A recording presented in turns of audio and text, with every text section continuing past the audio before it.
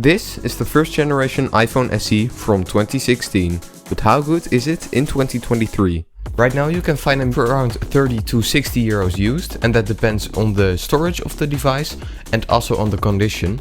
You have them in 16, 32, 64 or 128 gigabytes, but the 16 gigabyte model fills up really quickly because 16 gigabytes is almost nothing. But the build quality of the iPhone SE still feels really well made. It has a nice aluminium back and it also has some glass here on the top and the bottom, and I really like the design, especially of the white one. But this phone is kind of like an iPhone 6s in a small iPhone 5s body, because it has the same design as the iPhone 5s. But it has components like the newer camera and the better chip of the iPhone 6s. But the build feels really nice. It has buttons on the side and the power button is actually on the top. Because the phone is so small, you can actually hit the power button fine. And there's also here a mute switch, which you don't see on Android phones. But then you can quickly mute your phone instead of having to hit the volume button and then select some menus. So I think that's a really nice feature. Also here on the front you can see it has pretty big bezels. However, once you are using the phone, you will get used to it pretty quickly. And what you can probably also notice is how small this thing is. It looks tiny, and for some people this is nice, but for me it is a little bit too small. And it's interesting to see how big phones have gotten, because this thing is extremely small. And it can easily fit in your pocket, which is a good thing, but if you want to watch videos, then you are looking at a tiny screen. And that can be annoying if you are using it for a longer period of time. One nice thing is that this phone still has a headphone jack, which is amazing in my opinion. It also has a lightning port, which is of course a bit worse than USB-C, but almost all iPhones use lightning, so it's fine.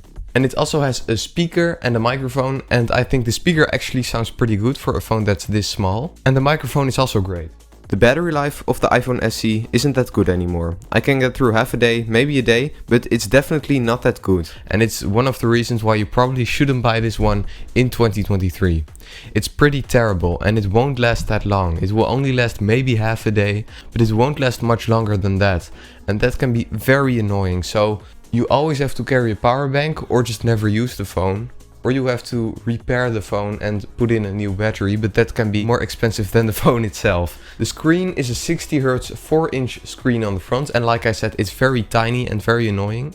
But that doesn't mean that it's a terrible screen. The screen looks really nice and it has nice colors and it can still go pretty bright. It's definitely not the brightest outside. So if you are in a full sun, then you probably won't be able to see the display. However, when you are indoors, it still works fine. And I think the screen looks really nice, especially for a phone that's this old. For unlocking methods, the phone has a fingerprint sensor here on the bottom. It's one of the fastest fingerprint sensors in my opinion in a phone. It is a physical home button, so you can quickly touch it to unlock your phone.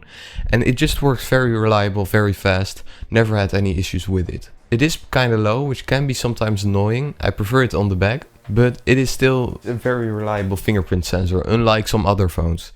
The 12 megapixel camera in the iPhone SE is still pretty good. It's the same one that's been used in the iPhone 6s. And it's already pretty old and you won't get amazing shots with it, but that doesn't mean it's terrible. If you put in some effort and try your best, you can still get some nice images out of it.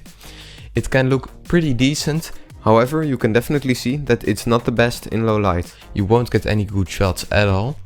But in daylight you can get some decent images. Dynamic range is definitely not the best. And for videos it can shoot up to 4K at 30 FPS. And even though the camera app is very basic, I kinda like it. It just does the thing very well. And it is very, very basic. You can also get here nice filters, which you don't really see on other phones like Androids.